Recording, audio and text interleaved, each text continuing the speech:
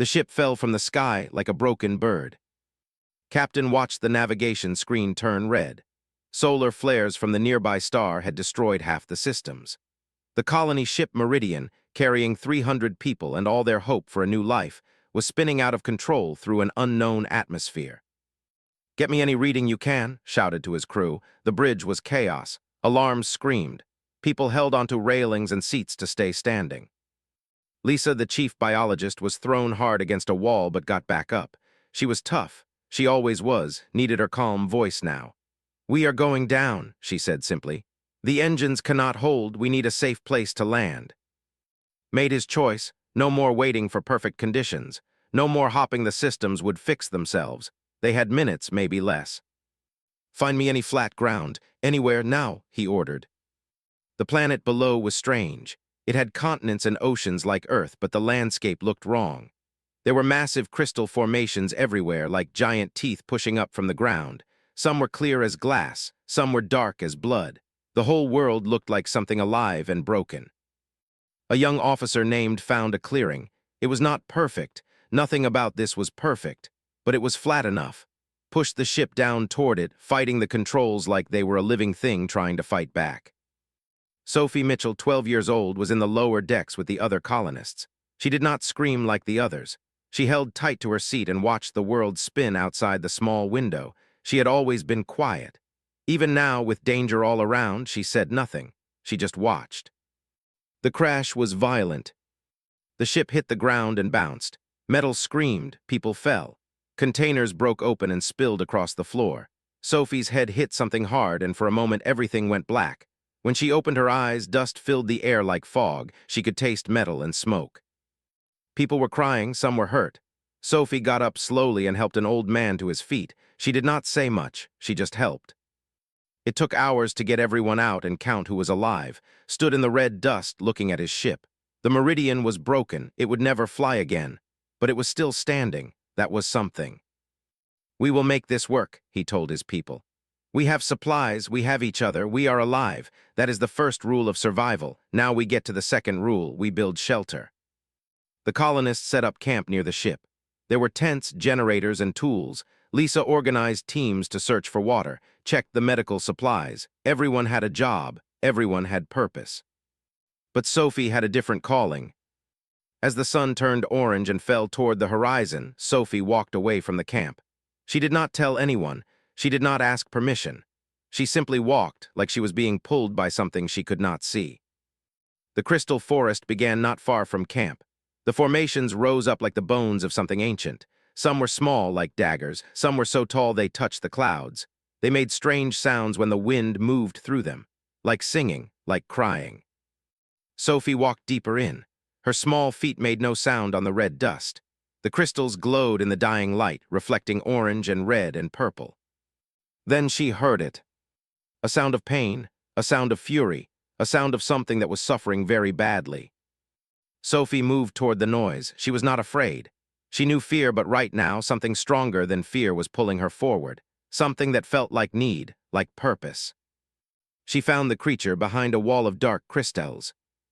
It was like nothing she had ever seen and nothing she could have imagined. It was as long as a house. It had 4 legs with claws like swords. Its scales were green and blue and silver, all mixed together like water. Its eyes were gold and angry and desperate. And in its nose, stuck deep in the nostril, was a crystal spike as long as Sophie herself.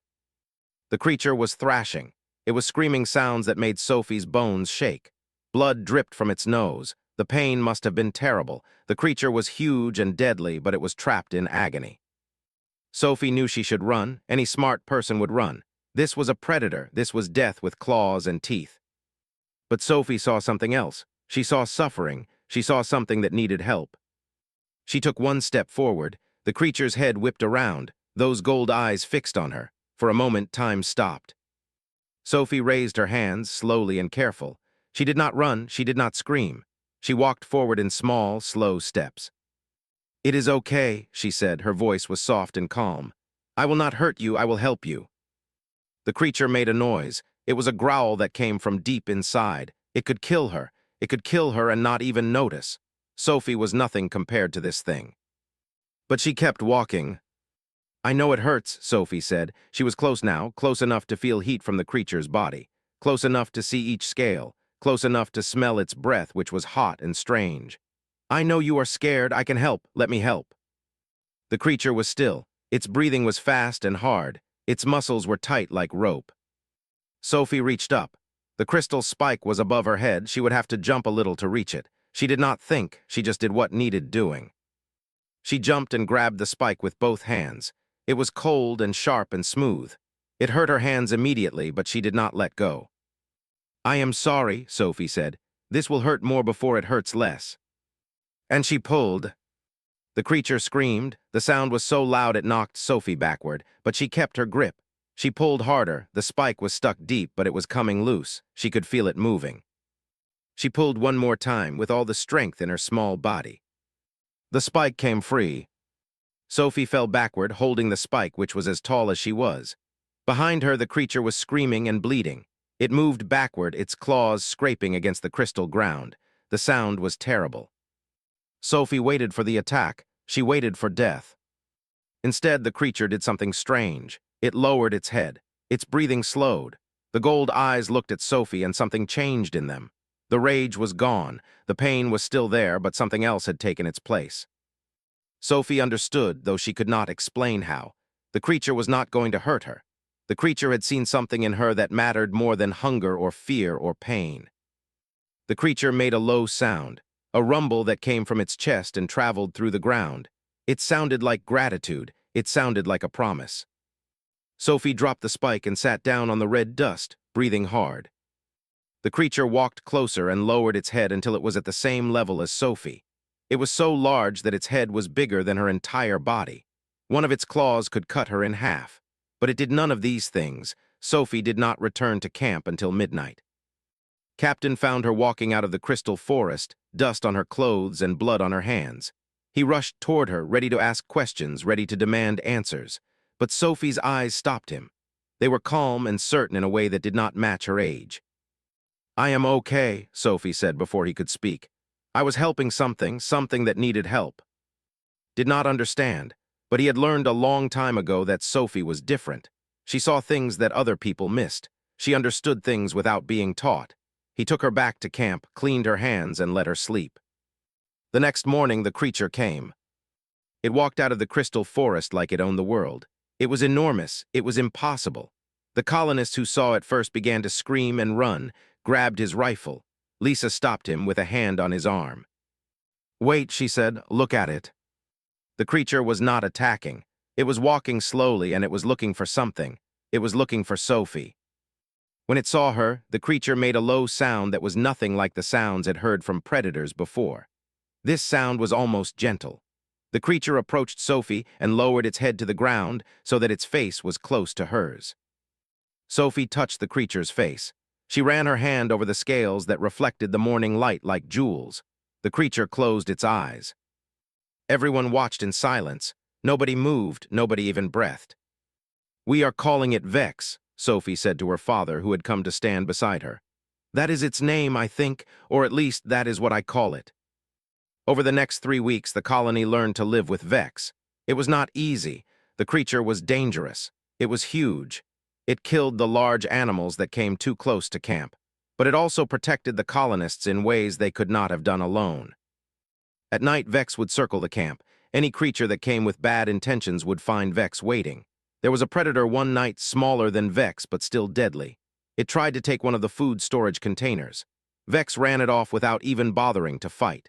The smaller creature saw Vex and simply left. Predators understood predators. The colonists began to understand what was happening. Vex was not a pet. Vex was not something they owned. Vex was choosing to stay. Vex was choosing to protect them because of what Sophie had done. Lisa spent hours observing Vex. She made notes on the creature's behavior. She studied how it moved, how it ate, how it responded to different sounds and situations. One day, she came to Sophie with a theory. In Vex's species, Lisa said, there must be a system of loyalty, a system based on acts of courage and mercy. You pulled that thorn from its nostril. You showed that you were willing to risk your life for another creature's suffering. In Vex's world, that means something. That means everything. Sophie nodded. She had known this without being told. Vex is saying that you are its human, Lisa continued. And in its species, that bond is the strongest kind of bond, stronger than family, stronger than anything else. Days turned into weeks. The colony became stronger. They built better shelters. They found water. They began to map out the land and understand what they could grow and what they could eat. And through it all, Vex was there. But danger was coming. One day ran into camp shouting warnings. A creature had attacked the eastern outpost. It was not like Vex. It was smaller, but it was aggressive. It had hurt one of the workers. It was still there, still fighting. Grabbed his rifle. Lisa was already moving toward the medical tent. Sophie did not move. She was looking at Vex. Go, Sophie said. She did not need to say anything else. Vex ran. What happened next the colonists would talk about for years. Vex moved like liquid lightning. The creature at the eastern outpost was maybe half Vex's size, but it was all teeth and claws and bad intentions. When it saw Vex, it did not run. It stood its ground. The fight lasted maybe 30 seconds. Vex was faster. Vex was stronger. Vex was better at being a predator because Vex had size and power and something else, a reason to fight. It was fighting for Sophie. It was fighting for the colony. It was fighting to show the world that it had claimed this territory and these people were under its protection. The other creature realized very quickly that it had made a mistake. It tried to run, but Vex was faster. The chase ended beyond the crystal formations where the colonists could not see. When Vex came back alone, it walked directly to Sophie and lowered its head. Sophie put her arms around the creature's face as much as she could. She was crying. Vex had killed for her, not to eat, not for its own survival, but for her. That night sat with Sophie by the fire. The camp was quiet. Everyone was processing what they had seen. Is it wrong, Sophie asked, that Vex killed something? Thought about this? He thought about survival. He thought about loyalty. He thought about the things you had to do to protect the people you loved. No, he said finally. It is not wrong. Vex is protecting us. That is what loyalty means sometimes. It means putting yourself between the people you love and anything that wants to hurt them. Sophie understood. She was young, but she understood. Over the next few weeks, the dynamic in the colony shifted completely. Vex was no longer something to be feared. Vex was family. Vex was protection. Vex was proof that in this strange new world they were not alone. But more than that, Vex was proof of something the galaxy had forgotten. That loyalty and love could cross the boundaries between species. That a creature of blood and teeth and survival instinct could choose to care for something that was not of its kind. Lisa came to Sophie one afternoon with her research. 3 months after the crash, the salvage ship appeared in the sky. The colonists had not expected rescue. They had assumed they would have to make this world their home, build a life from what they had. The ship came as a shock. Captain saw it first descending through the clouds, and he felt two things at once, hope and dread. A salvage ship meant rescue. It also meant the outside galaxy was about to step back into their lives. The ship was called the Hawk's Fortune. It was smaller than the Meridian, but much faster. The crew that disembarked was tough-looking. These were people who made their living finding abandoned ships and salvaging valuable cargo. They were practical. They were not sentimental. The captain was a man named Victor Hayes. He was in his 50s and had the kind of face that had seen too many deals and too many compromises. But he also had honest eyes. Decided he could trust this man, at least a little bit. Victor toured the colony with. He saw the setup, the shelters, the survivors. He made notes about what could be salvaged from the Meridian, then brought him to see Sophie and Vex. Victor stopped walking. He stopped breathing, it seemed. That is impossible, he said. Vex was sleeping, curled around Sophie like a protective shell. In the afternoon light, the scales shimmered with color. The creature was beautiful and terrifying at the same time. Sophie sat against Vex's side, reading a book that had survived the crash. That is one of the apex predators from XR7, Victor said slowly. They have been extinct for 5,000 years. There are only skeletons in museums. There is nothing alive, nothing. And yet here it is bonded to a child. Lisa appeared beside them. She had heard the ship arrive and knew what would come next. The girl helped it, Lisa said. There is a thorn in the crystal forest. The creature had it stuck in its nose. The girl removed it. That is all it took. Victor was quiet for a long time. Sophie woke up and saw them watching. She did not seem bothered. She helped Vex stand up and the creature walked over to them. It lowered its head slightly, acknowledging the strangers. "My God," Victor whispered. "Do you know how much we could get for this creature? How much the science institutions would pay? The military would pay even more. This is not just a discovery. This is beyond discovery. This is resurrection." Felt his throat go tight. He had known this moment would come, but he had hoped for more time. "The creature is not for sale," said. Victor looked at him. "You do not understand. My ship is struggling. My crew is barely surviving. One creature, just one, it would solve everything. We could sell it to the highest bidder. We could be rich. Your colony could be supported for years." "No," said. "Captain, with respect, you do not have the authority to refuse this. You are a crashed ship. You need supplies. You need support. I can give you all of that. I just need the creature." Lisa stepped forward. "Victor, you seem like a practical man, so listen to this practically. That creature has bonded with Sophie. If you try to separate them, it will kill everyone in this colony. It will kill your crew. It will tear this whole settlement apart. That is not theory. That is fact. You have seen how large it is. You have seen its claws." Victor looked at Vex again. The creature was looking at Sophie. There was no aggression in the look. There was only care and protection. Victor was a practical man. He understood the calculation. "Damn," he said finally. That night, Victor met with his crew. Sophie watched from a distance as they argued and gestured. She could not hear the words, but she could see the tension. There was disagreement. Some of the crew wanted to try to take Vex anyway. Some wanted to find a compromise. Victor was in the middle, weighing profits against survival. In the morning, Victor came to find Sophie alone. "I need to ask you a question," he said, "and I need you to answer honestly." "Okay," Sophie said.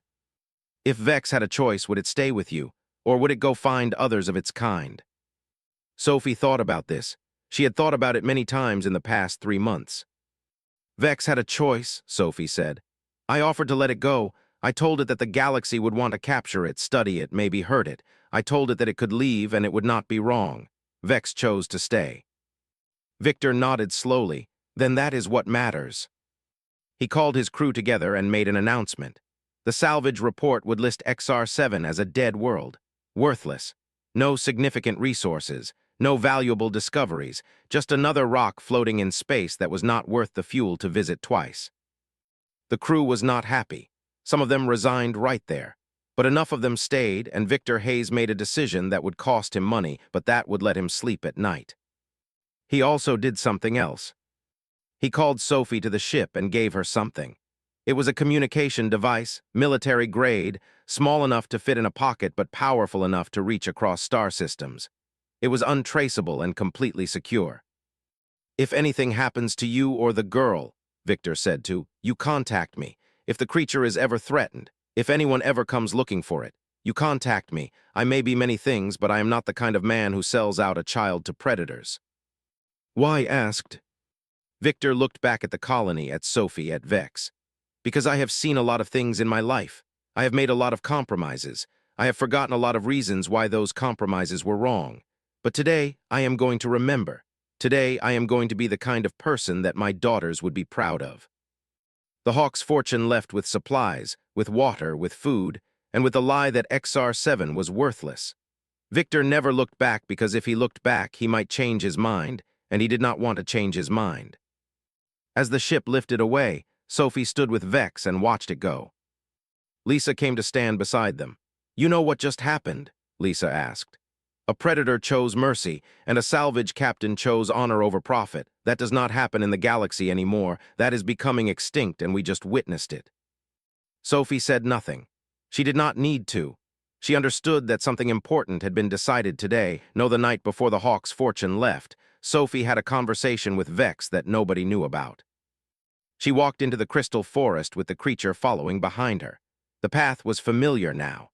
The formations that had seemed so strange and dangerous 3 months ago were now like old friends. They glowed in the darkness with colors that seemed to come from inside the crystals themselves. They walked deeper than they usually did, to a place where the crystals formed a natural circle, a clearing surrounded by walls of glass and stone. Sophie sat down on the red dust, and Vex curled around her, its massive body creating a shelter from the wind. "I need to tell you something," Sophie began. She did not know if Vex understood words. She had never been sure about this. But she knew the creature understood meaning. She knew it understood her. The ship that came, Sophie continued, it wants to take you away. They want you because you are special, because you are the only one of your kind that is alive. In the galaxy, that makes you valuable. It makes you something people want to own. Vex made a low sound, a vibration that Sophie could feel through the ground beneath her. I could not stop them if they decided to take you by force, Sophie said. This was the hard truth. This was the thing she had to say. I am just a child, they have weapons, they have power, they could take you if they really wanted to, but they did not. They are leaving you here, and I need you to understand why. Sophie looked up at Vex's face. The gold eyes were watching her carefully. They are leaving because you chose me, Sophie said. When I helped you, when I pulled out that thorn, you chose to stay with me instead of going back into the forest and finding others like you. That choice meant that you belonged to yourself, not to anyone else. And because you are your own, because you made that choice, nobody can own you. Not the salvage captain, not the galaxy, not anyone. Vex lowered its head until it was touching Sophie's chest. But I need to ask you something, Sophie continued. And I need you to understand how important this is. I need you to choose again. You can stay here with me and the colony. We will be your family. We will protect you and you will protect us. We will build something good together, but it will not be easy. There will be other people who come. There will be people who try to take you. There will be danger because of what you are. Sophie took a breath. Or you can go, she said. You can go deeper into the crystal forest.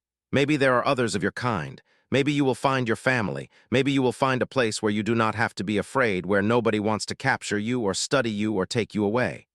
That would be okay. I would not blame you. It would hurt, but I would understand. The night was very quiet. Only the wind moved through the crystals, making them sing. I am giving you a choice because that is what loyalty means, Sophie said. True loyalty is not something somebody makes you do. It is not something you are forced into. True loyalty is a choice you make every day.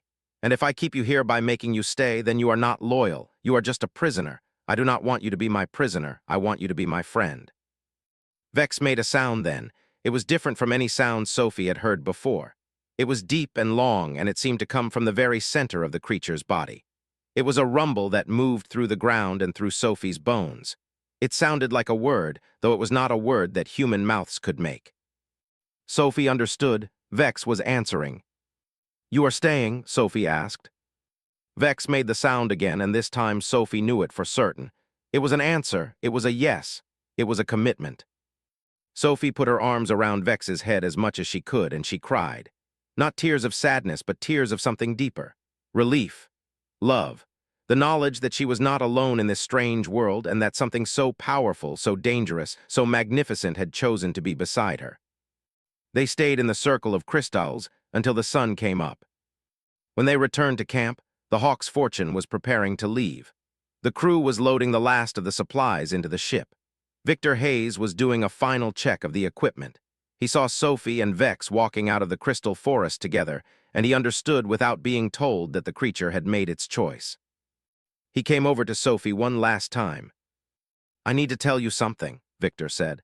The communication device I gave you, it works both ways. If you ever need help, you use it. But also, if you ever need to understand what it means to choose loyalty over profit, you remember this moment. You remember what Vex chose. You remember that I chose not to take it. And you remember that in a galaxy that is dying because everyone is too busy taking, there are still people who understand what it means to give. Thank you, Sophie said. Do not thank me yet, Victor replied. Thank me in 20 years when you see if my choice was the right one. When you see if this creature, this impossible friendship, changes anything about what the galaxy has become. If it does, then thank me. If it does not, then remember that at least we tried. The Hawk's Fortune left that afternoon. Sophie stood with Vex and watched it disappear into the sky. She was not sad. Vex was staying. That was all that mattered. But she was aware of something else, too. She was aware that the choice she had made, that Vex had made, that Victor had made, it was going to matter. It was going to matter in ways that none of them could predict yet. Lisa came to stand with Sophie. Do you realize what you have done? Lisa asked. 6 months after the Hawk's Fortune left, everything changed. It started with rumors. A salvage captain from the outer colonies mentioned a strange report that had been marked as false. A dead world with no value. But why would anyone file a report about a world that had no value? The mystery spread. People talked. Scientists wondered. And eventually, some of those people decided to look for themselves. The first new ship to arrive was a science vessel. It carried researchers from the Institute, the largest biological research organization in human space. They came to study the crashed colony ship, thinking that was all there was to find. They found Vex instead. Sophie stood with Vex as the researchers arrived. She was older now, not much older, but something had changed in her face. She had the look of someone who had seen things that most people never see. The researchers stared at Vex, at Sophie, at the impossible friendship, and they understood in that moment that everything they thought they knew about the galaxy was wrong. Doctor was the lead researcher. He was a tall man with gray hair and the kind of mind that saw problems and wanted to solve them. He approached Sophie and Vex with caution, the way scientists do when they encounter something that should not exist. "How is this possible?" he asked. Sophie did not know where to start. The explanation seemed too simple for what she had accomplished. She just said, "I helped it, that was all." Over the next weeks, the science team conducted tests and observations. They studied Vex's physiology. They studied Vex's behavior. They tried to understand how a creature that the galaxy thought was extinct for 5,000 years could suddenly appear, and more importantly, how a creature like that could form a bond with a human child.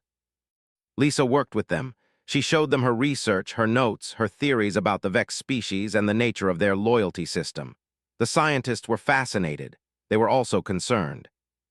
"There are people who will want this creature for military purposes," Doctor told. "There are governments that will see Vex as a weapon. There are corporations that will see profit. You need to understand the danger that girl is in." "She is not in danger," said firmly. "She is protected." And she was, because the colony had changed. Word spread through the colonies. The reports had been true. XR7 was not dead. It was alive with possibility. More ships came, not military, not predatory, but explorers, scientists, people who wanted to understand what had happened on this strange world. And something remarkable started to happen. Sophie began to teach them. She taught that Vex was not a pet.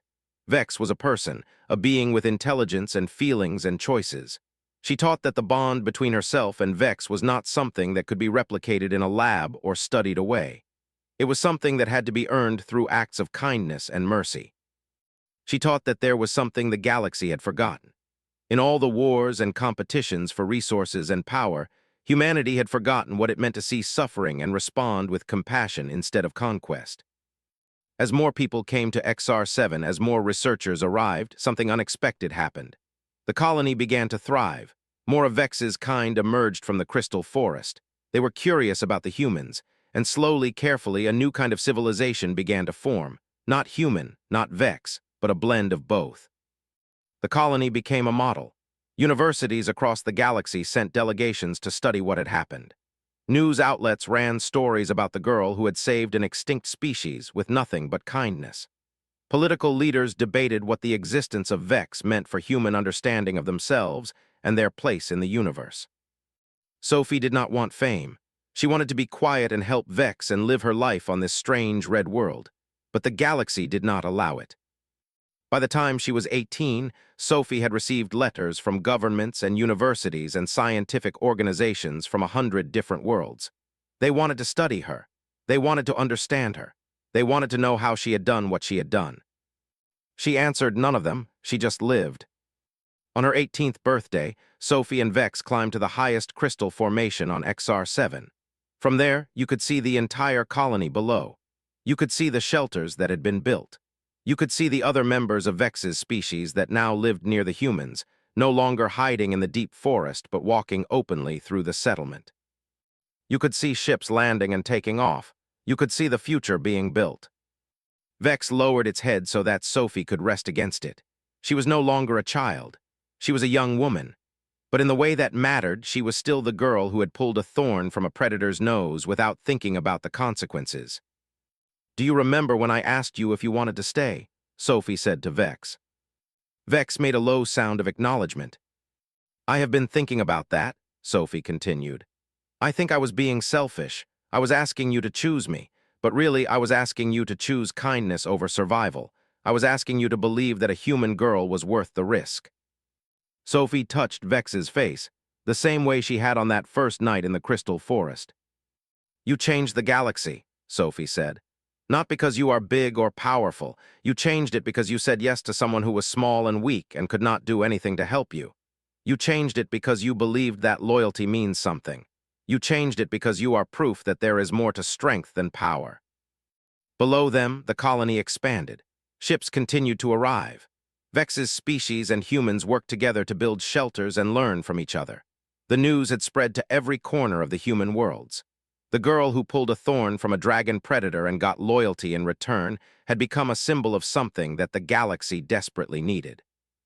A symbol that compassion was not weakness, that kindness could be strength, that in a universe that had learned to value only conquest and control, there was still a place for mercy, for choice, for the kind of love that existed between two beings that should have been enemies but chose to be family instead. Vex made a sound then. It was the same sound it had made on that first night, the sound that Sophie understood meant yes, meant commitment, meant a loyalty that would never break. Sophie smiled. She thought about the moment she had pulled that thorn. She thought about how one small act of mercy had changed everything. Not just for her and Vex, but for the galaxy itself. It had reminded humanity of something they thought they had lost. It had reminded them what it meant to see suffering and respond not with fear or greed, but with simple human kindness. And in a galaxy that was cold and hard and focused only on power, that was the rarest gift of all. Far below, in the offices of governments and universities, people were debating what this meant. What it meant that an extinct species had returned. What it meant that a human child had bonded with an alien predator. What it meant that loyalty and love could exist between species. But Sophie did not think about those debates.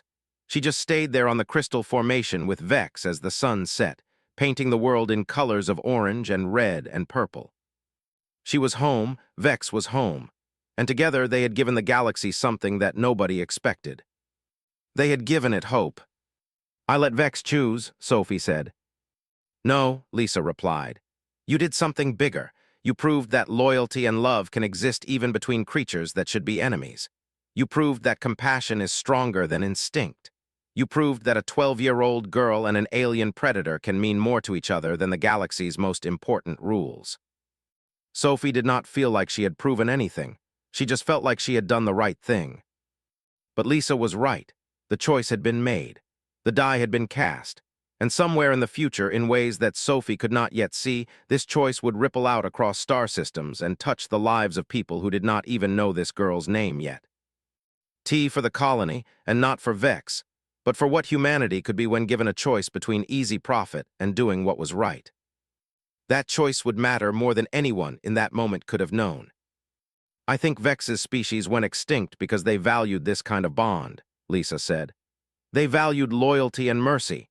They made friends with other species instead of conquering them. In a galaxy where the strong eat the weak, that is a weakness that costs you everything." "Or it is a strength that saves you," Sophie said simply. Lisa smiled. The girl was right. In a universe that had learned to value only power and conquest, maybe the greatest power was the ability to see suffering and respond with kindness instead of violence. And maybe, just maybe, that was what humanity needed to learn from a creature that the galaxy had written off as extinct. Instead, it waited. Sophie, without knowing why, reached out and touched the creature's face. Her small hand looked like nothing against its huge scaled head, but she touched it anyway. In that moment, two species made a bond that the galaxy had forgotten was possible.